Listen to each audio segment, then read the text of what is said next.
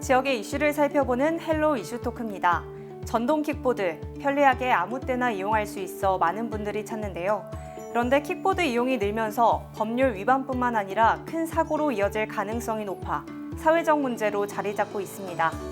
이번 시간에는 전동 킥보드의 문제점과 함께 대책은 없는지 살펴보겠습니다. 전남도의회 박문옥 안전건설 소방위원과 함께합니다. 의원님 안녕하십니까? 네, 반갑습니다.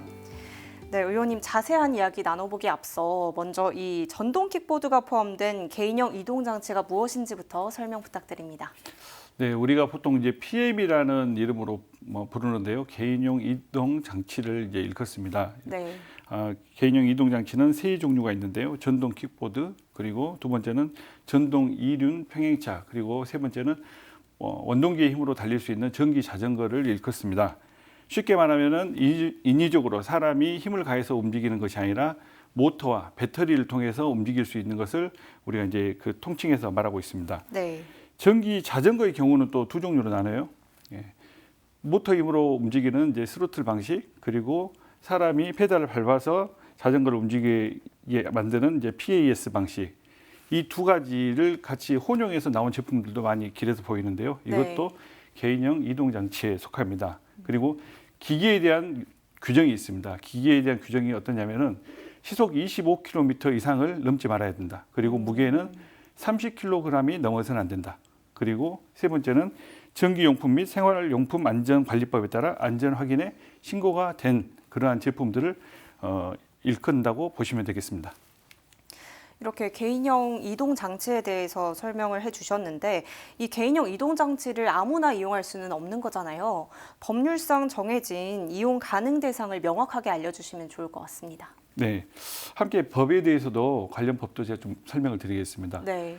킥보드는 배터리 기술이 발달되면서 이게 생겨났거든요. 전에는 배터리 기술이 부족해서 이런 모터와 그리고 배터리가 함께 혼용된 이런 제품들이 그렇게 길에서 많이 보이지 않았는데 네. 최근 5년 전부터, 그러니까 2017년부터 임대 사업자들이 빠르게 성장하면서 개인형 이동장치 이용자들이 크게 늘었습니다. 초기에는 관련법이 없어가지고 원동기 장치 자전거에 관련된 이런 법규를 준용해서 썼었는데 2021년 5월 달에 이 관련법이 정비가 되었습니다. 그래서 네. 킥보드에 대한 의무 규정들이 생겨났고요. 그리고 거기에 보면은 운전자의 헬멧 의무 착용, 그리고 다양한 범칙금, 그리고 과징금들이 생겨났습니다. 그리고 이용할 수 있는 사람은 이제 법에서는 13세 미만은 이용할 수 없도록 돼 있어요. 근데 16세 이상만이 딸 수 있는 이제 네. 원동기 면허를 소지한 자로 법에서 또 규정하고 있기 때문에 킥보드를 이용할 수 있는 사람은 16세 이상, 그리고 원동기 장치 자전거 면허 이상을 가지고 있는 면허증 소지자로 지금은 한정돼 있다고 그렇게 보시면 될 것 같습니다. 면허증을 소지하고 또 만 16세 이상이어야만 이제 이 이동 장치를 쓸 수 있군요. 그렇습니다. 네, 이렇게 이 개인형 이동 장치 가운데 가장 많이 알고 있는 게 말씀해주신 전동 킥보드잖아요. 그런데 다른 이동 수단과 비교를 했을 때 이 전동 킥보드가 굉장히 많은 문제를 야기하고 있는 것 같은데요.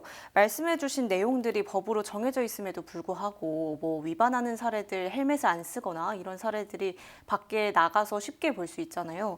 그래서 위법 운행 유형 등 현황도 짚어주시면 좋을 것 같습니다. 네. 우리 전남의 경우에는 지난 7월에 확인된 바에 의하면은 전남 8개 시군에 약 4,625대가 운행 중에 있고요. 그리고 네. 목포를 비롯한 5개 시에서 약 85% 정도의 수가 운행이 되고 있습니다. 그 다음에는 이제 화순, 무안, 진도 순으로 이렇게 많은 임대 사업이 이루어지고 있고요. 전국적으로도 공유 킥보드 운행 대수는 최근 3년간 5배 정도 늘어났어요. 굉장히 큰 폭으로 성장했고요. 이에 맞춰서 사고 건수도 3배 정도 큰 폭으로 증가하고 있습니다. 이게 가장 사고를 많이 일으키는 게 보행자보다 이 킥보드의 속도가 굉장히 빨라요. 그렇지 않습니까? 네. 예. 그래서 사고가 좀 많이 일어나고 있고요. 그리고 위법 행위를 보면은 주위에서 우리가 위법 행위를 쉽게 볼 수 있는데요. 가장 흔한 것이 안전모를 착용하지 않는 것. 그리고 학생들이 2명 이상 이렇게 동승해서 운행하는 경우, 그리고 네. 세 번째는 인도를 주행하거나 아니면은 역주행하는 이런 사고들이 좀 이러면서 사고가 좀 일어나는 것도 우리가 쉽게 지금 주위에서 볼 수 있습니다. 전국 교통사고 현황을 보면은 2017년에는 117건에서 2021년 1735건, 그리고 사망자도 올 상반기에 11명 정도 발생했는데요. 이것은 경찰에 접수된 교통사고라고 생각하시면 되고요. 보험회사에 접수된, 청구된 그 건수를 보면은 실제로 약 2,177건의 교통사고가 지난해 발생했다고 저희는 그렇게 이제 파악을 하고 있습니다. 그렇다면 이렇게 법률상 정해놓은 사항들을 위반하게 된다면 어떤 조치가 취해지나요? 네, 지난해 5월 개정된 도로교통법에서 운전면허 취득을 일단 의무화했고요. 그리고 추가 처벌 규정도 여러 가지가 신설이 되었습니다. 범칙금과 과태료를 두 가지로 나누어서 제가 한번 말씀드리겠습니다. 범칙금을 보면은 일단 무면허 운전자 그리고 과로 또는 약물 운전 시에는 10만 원을 부과하도록 되어 있습니다. 그리고 안전모를 착용하지 않으면 2만 원의 범칙금이 부과되고요. 그리고 야간에 전조등이죠. 등화장치를 작동시키지 않으면 1만 원. 그리고 두 명이서 함께 타고 운행을 한다든가 하면은 4만 원의 범칙금을 부과하게 되어 있습니다. 그리고 음주에 대해서는 10만 원, 그리고 음주 측정 거부에 대해서는 13만 원의 범칙금이 부과됩니다. 그리고 이제 과태료를 보면은 13세 어린 아이들이 운전하는 것도 운행하는 것도 우리가 이제 주위에서 이제 가정에서 집에서 가지고 있는 킥보드도 있거든요. 네. 임대로 빌려서 이제 운행하는 경우도 있지만은 근데 이것을 부모가 방치했을 때 그 부모에게 10만 원의 과태료를 물리게끔 하고 있고요. 그리고 이제 전기 자전거의 경우지만은 동승자가 안전모를 쓰지 않을 때도 같이 이렇게 약 2만 원의 과태료가 부과되고 있습니다. 이렇게 범칙금과 과태료 두 가지로 규정되고 있다라고 말씀해 주셨고요. 전동 킥보드 위법 운행으로 발생하는 문제들 굉장히 심각하잖아요. 따라서 의원님께서도 킥보드 관련 법률안 정비 촉구 건의안을 대표로 발의를 하셨는데요. 조금 더 구체적으로 하나씩 살펴보도록 하겠습니다. 앞서 말씀해주신 운행 속도를 두고 한쪽에서는 제한이 필요하다, 또 현실적인 상황을 반영해야 된다, 이런 여러 가지 지적이 있거든요. 여기에 대해서는 어떻게 보시나요? 네, 이번에 전라남도 의회 의원 61분의 전원 동의로 해서 법률 정비와 관련된 촉구 건의안을 대표 발의하였습니다. 주요 내용을 보면 이제 속도 그리고 주차 구역에 대해서 조례로 위임을 해달라. 그리고 두 번째, 이 전동 킥보드에 보면은 고유 식별 장치가 번호판이 부착돼 있지 않아요. 네. 그리고 이 부분하고 임대 사업자들이 면허증을 확인을 해야 되는데 법률에 면허증 이용자가 면허증을 취득해야 되지만은 네. 이용자에게 빌려주는 사업자의 그 면허증 확인 규정을 두고 있잖아요.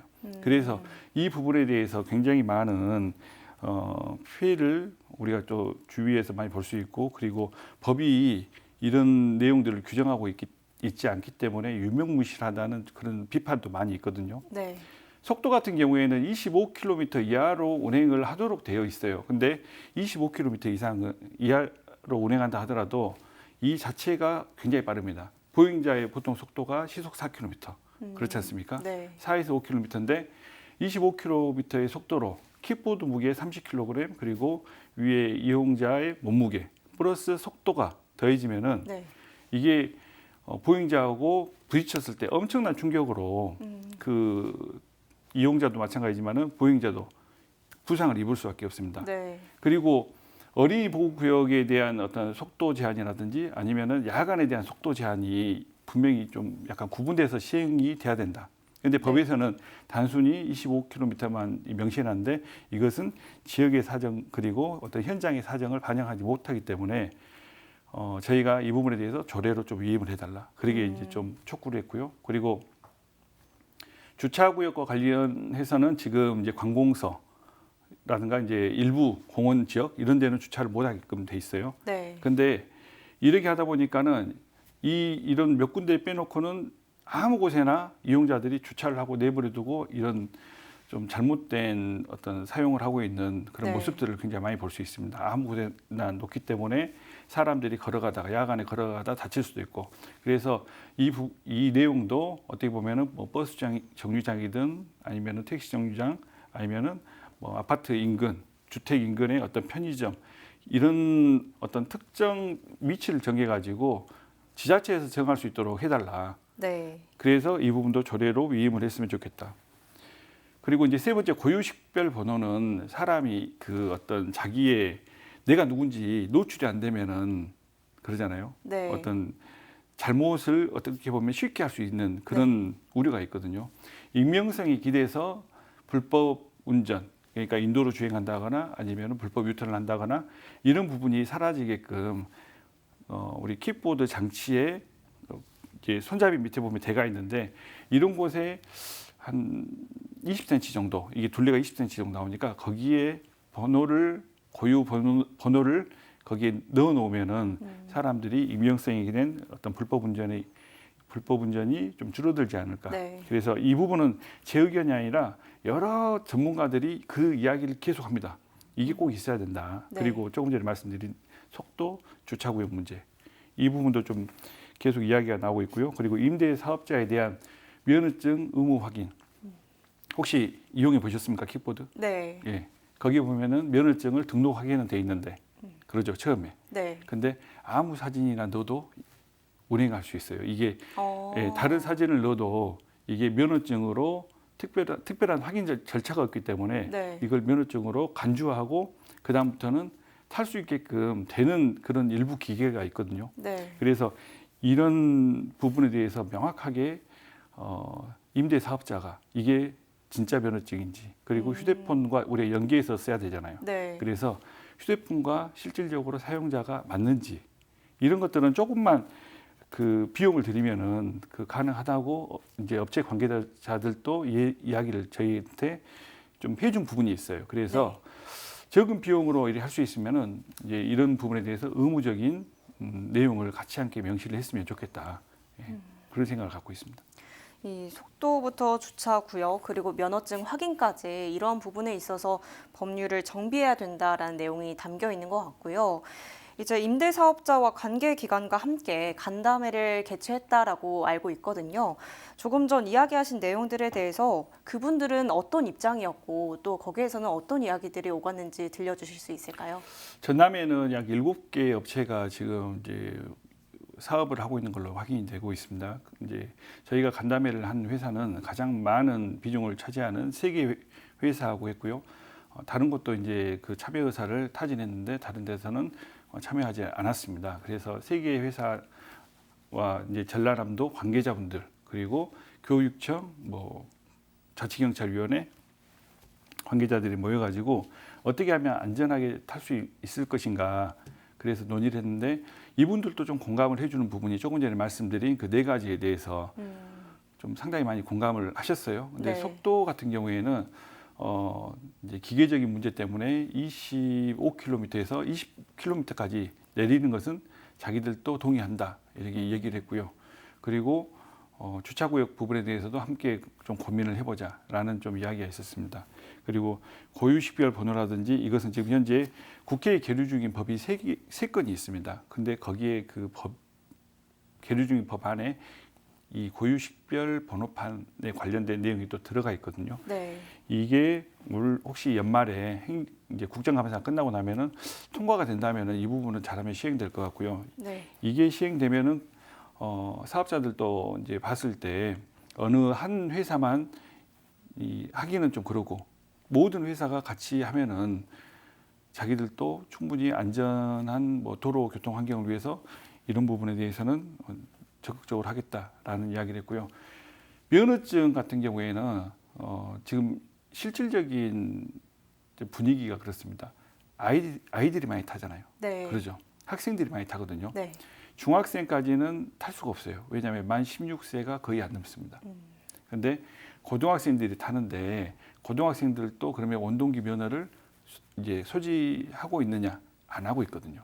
그렇죠. 네. 중학생들은 더더군다나 탈 수도 없는데 그러면은 이게 지금 안 하고 있는 이유가 뭐냐면은 그 중학생하고 고등학생 그리고 면허가 없는 그 소비층이 떨어져 나가기 때문에 굉장히 좀 고민을 하고 있어요. 그래서 이것을 그래도 아이들이 다치면 안 되니까 저희가 이제 해달라 그랬는데 이 부분에 대해서 어떻게 보면 전남에서는 합의를 하고 갔거든요. 네. 그런데 나중에는 어떤 법률안이 마련이 되면은 그때 자기들이 전격적으로 좀 이런 부분에 대해서 함께 하겠다라는 답변이 추후에 다시 왔습니다. 그래서 이 촉구 건의안을 저희가 발의하게 된 것이 이 위험한 환경을 이대로 방치하지 말고 국회에서 제발 법을 개정해서 주민들이 아이들이 이제 더 이상 위험에 노출되지 않게끔 했으면 좋겠다는 내용이었고요.